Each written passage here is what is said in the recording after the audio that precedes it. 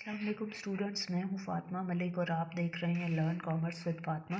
तो जो आज एक्सरसाइज में आपको स्टैटिस्टिक्स फॉर मैनेजमेंट की स्टार्ट कराने लगी हूं वो है एक्सरसाइज 3.6 का क्वेश्चन नंबर 38 है।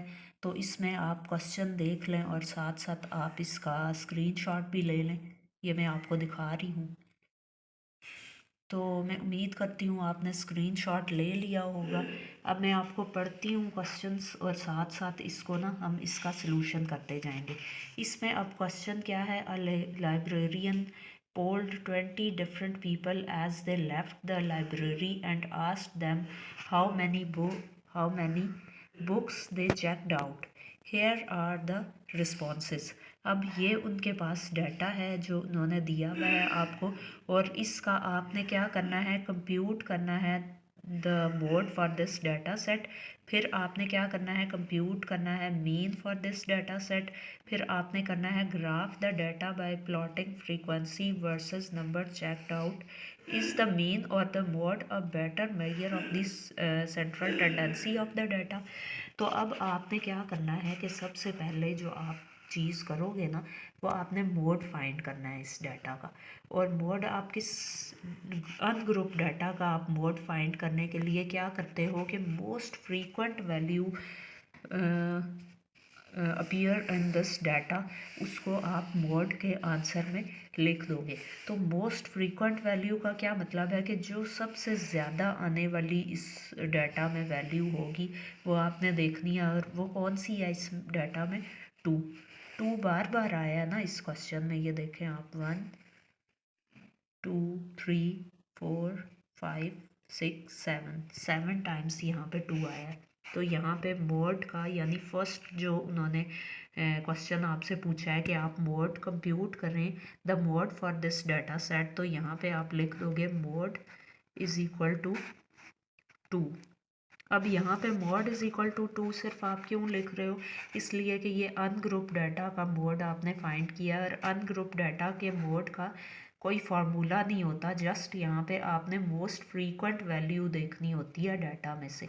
अच्छा, अब बी पार्ट क्या है, अब हम मूव ऑन हो जाते हैं बी पार्ट की तरफ। तो बी पार्ट में उन्होंने पूछा है compute the mean for this data set. तो मीन आप किस तरह से फाइंड करते हो, आपने देखना ये है कि आपके पास अनग्रुप डाटा है।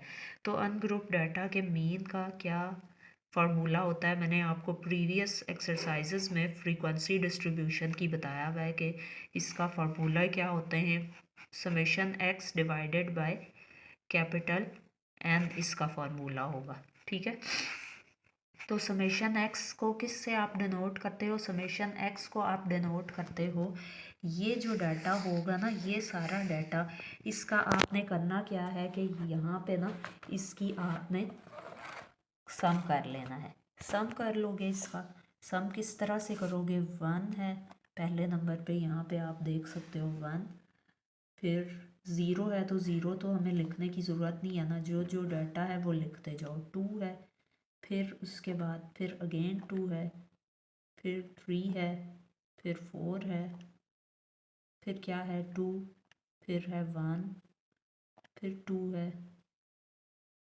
फिर अगेन 2 है, फिर अगेन 2 है,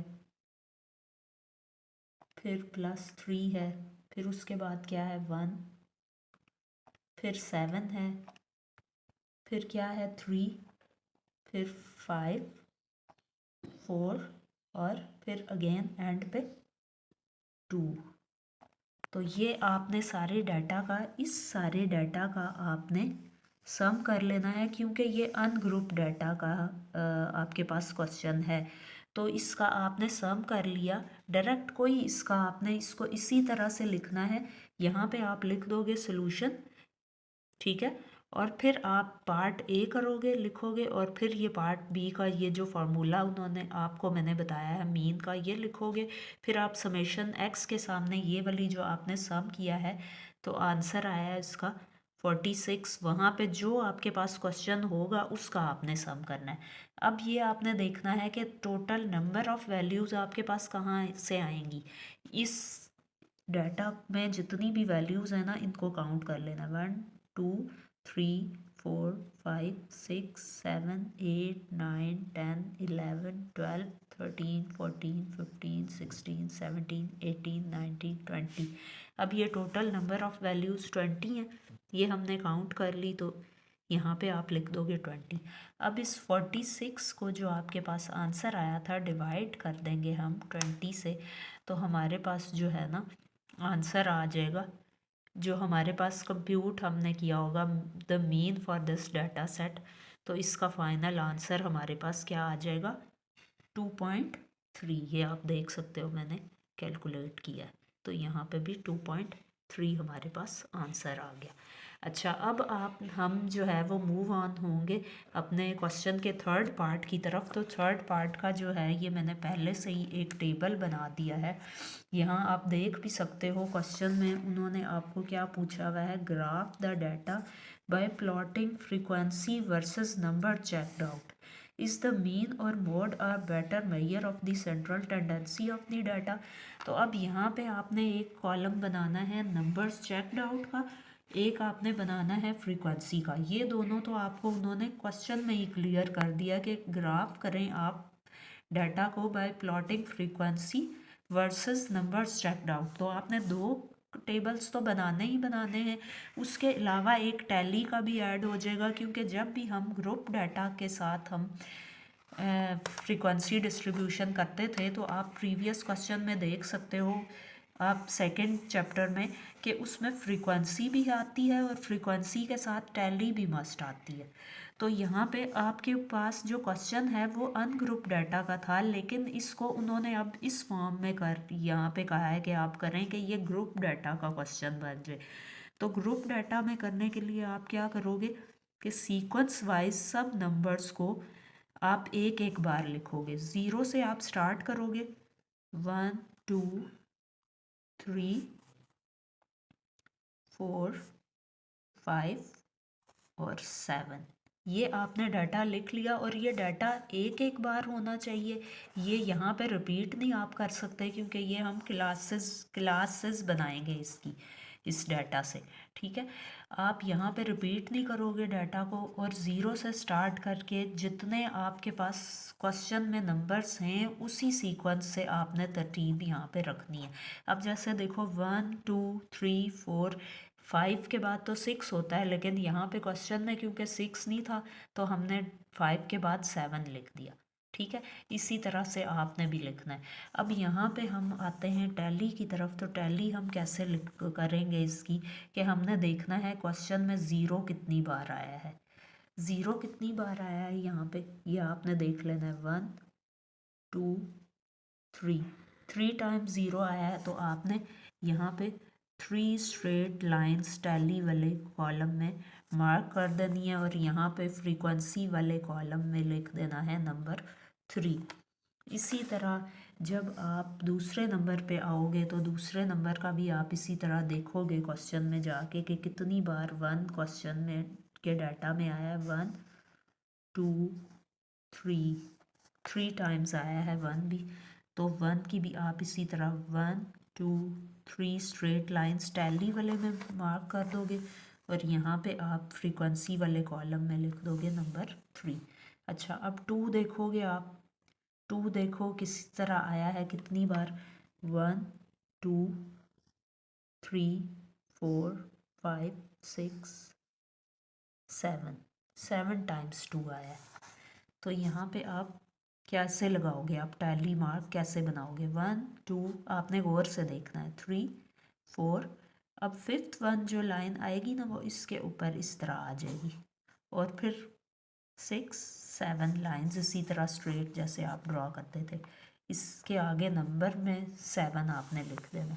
ठीक है, इसी तरह 3 का भी आप करोगे। 3 हम देख लेते हैं कितनी बार आया, 1 2 3 टाइम्स 3 आया है इस डाटा में।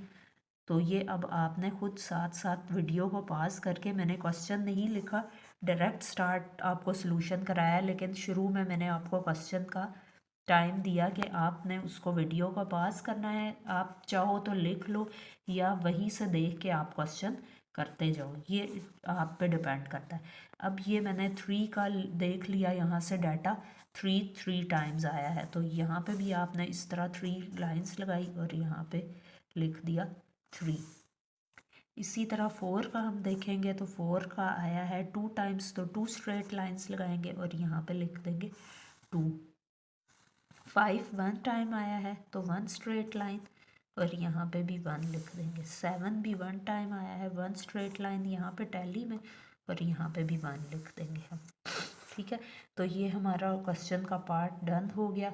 अब उन्होंने एक और हमें चीज़ पूछी कही है क्वेश्चन में जो हमने डन करनी है, वो क्या है कि उन्होंने ये भी कहा है कि ग्राफ करें डाटा को bye plotting frequency versus numbers checked out.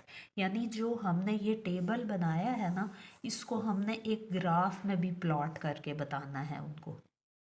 Graph में हम प्लॉट कैसे करेंगे वो मैं आपको यहाँ से बुक से ही दिखा देती हूँ कि आपने किस तरह से करना है। ये देखो जी, ये आपने एक्स एक्सिस पे रखना है नंबर्स चेक्ड आउट वाले डाटा को आपने एक्स एक्सिस पे रखना है और वाई एक्सिस पे आपने रखना है फ्रीक्वेंसी को। लेकिन आपने इस तरह से रखना है कि नंबर्स चेक्ड आउट तो आपने एग्जैक्ट लिख देने हैं, जो 0 से लेके 7 तक का डाटा आया था यहाँ पे जो हमारा टेबल बना था कॉलम, वही नंबर्स आपने यहाँ पे लिख देने। सॉरी थोड़ा सा मुझे गले में वो हुई है प्रॉब्लम, उसको आपने नहीं वो करना, फोकस आपने अपने क्वेश्चन पे करना है। ठीक है, यहाँ पे वाई एक्सिस में पे आपके पास क्या है, वाई एक्सिस में आपके पास फ्रीक्वेंसी है। फ्रीक्वेंसी को आपने एज इट इज़ नहीं लिखना होता जैसे यहाँ पे होती है, आपने वो लिखनी है। फ्रीक्वेंसी तो देखो यहाँ पे कोई 3 आएगी, कोई किसी की 3 आएगी, किसी की 7 आएगी, किसी की 3 2 1 1, अगेन वही नंबर्स रिपीट हो सकते हैं। लेकिन यहाँ पे जब ग्राफ आप प्लॉट करने लगोगे तो आपने वो वाला नंबर्स यहाँ पे उस सीक्वेंस से नंबर्स लेने हैं जिनके इन बिटवीन ये फ्रीक्वेंसी जो है वो लाई करेगी। तो अब ये आपने बात समझ ली कि एक्स एक्सिस पे नंबर्स चेक्ड आउट वाला कॉलम वही एज इट इज़ जो नंबर्स थे वहाँ पे वही यहाँ पे भी होंगे, लेकिन फ्रीक्वेंसी के लिए आपने ऐसे नंबर्स लेने हैं जो इसकी इस फ्रीक्वेंसी वाले इसके इन बिटवीन लाई कर जाए। तो हमने क्या नंबर लिए, 1 2 3 4 5 6 7 8। अब देखो यहाँ पे फ्रीक्वेंसी देखो और यहाँ पे देखो, ये वाली फ्रीक्वेंसी जो है ना ये इसके इन बिटवीन लाई करेगी।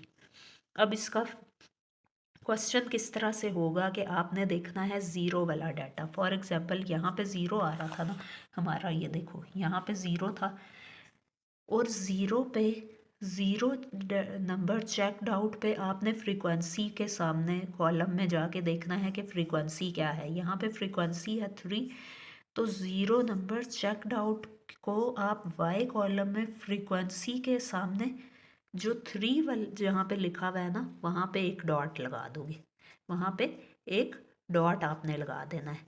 फिर आपने देखना है नंबर 1, नंबर 1 के सामने फ्रीक्वेंसी कितनी है, 3, वो भी 3 है, तो आप 1 के ऊपर और 3 के बिल्कुल सामने वाई एक्सिस में 3 के बिल्कुल सामने आप अगेन और 1 के ऊपर फिर डॉट लगा दोगे क्योंकि 1 की फ्रीक्वेंसी भी 3 है। ठीक है, अब हम नंबर 2 पे जाएंगे। जब नंबर चेक्ड आउट में नंबर 2 पे जाएंगे तो 2 की फ्रीक्वेंसी 7 आई है। अब 2 के बिल्कुल ऊपर और 7 के बिल्कुल सामने आप यहाँ पे डॉट लगा दोगे क्योंकि 2 की फ्रीक्वेंसी 7 है ना। तो इस तरह करके आपने डॉट जिसकी जो फ्रीक्वेंसी आएगी उसके हिसाब से डॉट लगाते जाने शुरू में और एंड पे फिर उसको इस तरह ज्वाइन कर देना है उन सब डॉट्स को। और करना आपने विद प्रॉपर स्केल से है, क्योंकि ये स्केल से आप नहीं करोगे तो आपका रॉन्ग हो जाएगा। जब आप ये करोगे ना तो आपका प्रॉपर ग्राफ जो है वो प्लॉट हो जाएगा और वो आपका क्वेश्चन भी डन हो जाएगा। तो मैं उम्मीद करती हूँ ये आपको क्वेश्चन अच्छे से समझ आ गया होगा। अब हम मूव ऑन होंगे अपने नेक्स्ट क्वेश्चन की तरफ, जो कि है हमारा क्वेश्चन नंबर 39। इसमें अब स्टूडेंट्स मैं आपको बात बताती चलूँ एक, कि इसमें आपके पास एक तो क्वेश्चन आया था जिसमें हमने मीन को हमने किया है, डन किया है क्वेश्चन को, और दूसरा जो क्वेश्चन है ना वो हमने मॉड का किया है, जो कि अनग्रुप डाटा का मॉड था। लेकिन अब यहाँ पे जो हम क्वेश्चन करेंगे नेक्स्ट, क्वेश्चन नंबर 39, वो हमारा है ग्रुप डाटा का क्वेश्चन। ठीक है, ये आप देख सकते हो, ये क्वेश्चन नंबर 39 जो है ये हमारा ग्रुप डाटा का क्वेश्चन है। ग्रुप डाटा के क्वेश्चन में फ़र्क क्या होगा कि यहाँ पे पहले से क्लासेस बनी हुई दी होंगी, यहाँ पे तो नहीं थी ना आपके पास क्लासेस, हमने उसको खुद उस फॉर्म में लाया था। लेकिन यहाँ पे आपके पास क्लासेस दी भी हैं, पहले से बनी हुई क्लासेस भी और फ्रीक्वेंसी भी। आपने करना क्या है, आपने जस्ट उसकी, वो कह रहे हैं कि estimate the model value of the frequency distribution using equation 3 और 9, यानी 3 और 9 इक्वेशन को यूज़ करते हुए क्वेश्चन नंबर 39 को यूज़ कर को देखते हुए आपने इसकी मॉडल वैल्यू फाइंड करनी है। मॉडल वैल्यू का मतलब ये होता है कि आपने मॉड फाइंड करना है ग्रुप डाटा का। ठीक है, ग्रुप डाटा का क्या फाइंड करना है, मॉड। अच्छा, अब जब आपको ग्रुप डाटा का मॉड फाइंड करने के लिए कहेंगे तो आप क्या करोगे, यही क्लासेस और यही फ्रीक्वेंसी वाला कॉलम एज इट इज़ यहाँ पे लिख लोगे। सॉल्यूशन में सबसे पहले आपने ये करना है। उसके बाद आपने क्या करना है कि आपका जो ग्रुप डाटा के मॉड का फॉर्मूला है ना वो ये है, L plus F M minus F1 divided by Fm minus F1 plus Fm minus F2 multiply by H। ठीक है, अब ये मैं आपको सारी चीज़ बताती हूँ कि इसमें क्या क्या चीज़ आपको किस तरह से पता लगता है कि कौन सी मॉडल वैल्यू है, कौन सा चीज़ क्या है, कौन सी क्या है। अब आपने क्या करना है, ये फॉर्मूला लिखने के बाद अब आप क्या करोगे कि यहाँ पे देखोगे जो आपकी फ्रीक्वेंसी, जो आपकी मॉडल वैल्यू होगी ना, मॉडल क्लास होगी, वो आपकी सबसे हाईएस्ट जो फ्रीक्वेंसी होगी ना वो आपकी मॉडल वैल्यू होगी। ठीक है, यहाँ पे लिखा हुआ है ना Fm, आप देख सकते हो यहाँ पे 42 के साथ छोटा सा लिखा हुआ है Fm। तो Fm का मतलब ये है कि ये आपकी मॉडल क्लास है।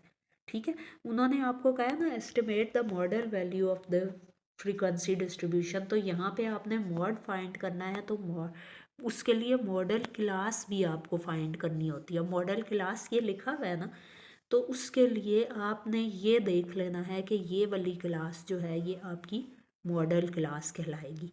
क्यों, क्योंकि इसकी फ्रीक्वेंसी जो है मैक्सिमम फ्रीक्वेंसी वाली जो क्लास होती है वो आपकी मॉडल क्लास कहलाती है। अच्छा, उससे ऊपर वाली, बिल्कुल मॉडल क्लास के ऊपर वाली जो फ्रीक्वेंसी होगी ना उसको आप लिखोगे F1, उसके साथ आप लिख दोगे F1, और जो उसके नीचे वाली, उसके एक डाउन नीचे वाली फ्रीक्वेंसी होगी उसको आप लिख दोगे F2। ठीक है, मैं उम्मीद करती हूँ आपको अच्छे से समझ आ रहा होगा।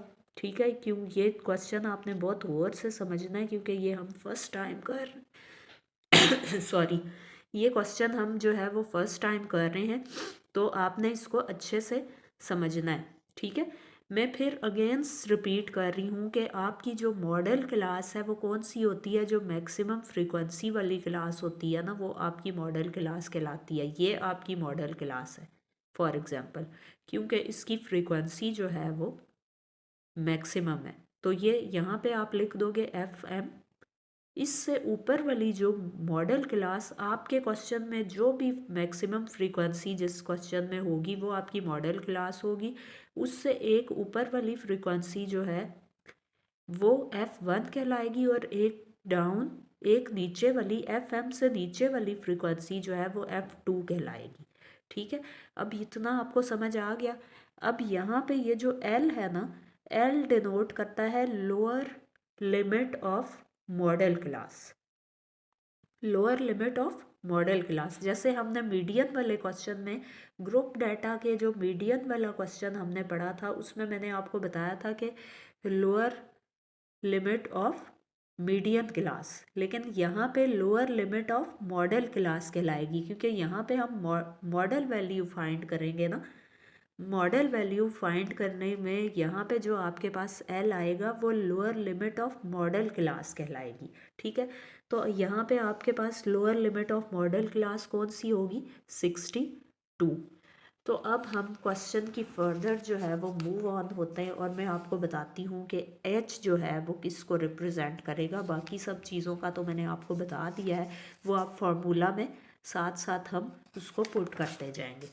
अब यहाँ पे देखो, मैंने आपको क्या बताया कि model value, lower limit of model value क्या कहलाएगी, कौन सी कहलाएगी, तो वो मैंने आपको क्या बताया, 62। यहाँ पे हमने लिख दिया 62, फिर प्लस आपको मैंने बताया कि मैक्सिमम फ्रीक्वेंसी वाली जो है वो मॉडल क्लास होती है। तो ये देखो जी, यहाँ पे इन्होंने लिखा हुआ है 42 माइनस 13।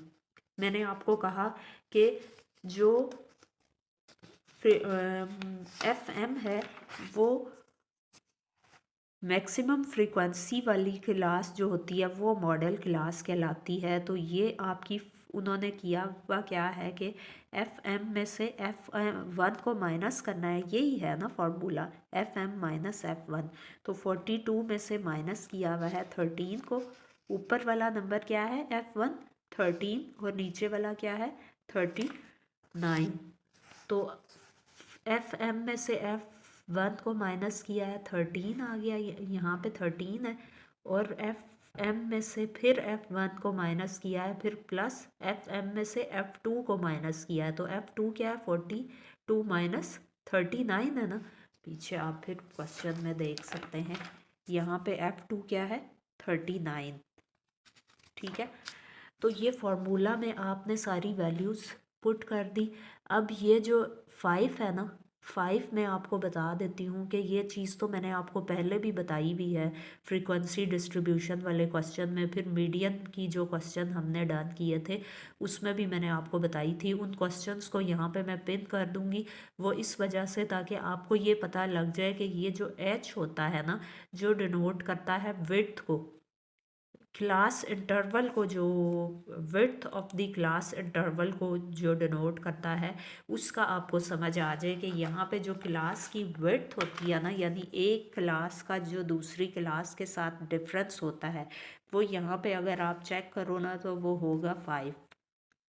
कोई भी नंबर दो लेके ना आप आपस में बड़े नंबर में से छोटे को माइनस करोगे तो आपके पास आंसर 5 आएगा। जैसे ये देखो 77 में से 72 को हम माइनस करते हैं तो यहाँ पे देखें आपके आंसर 5 आया है।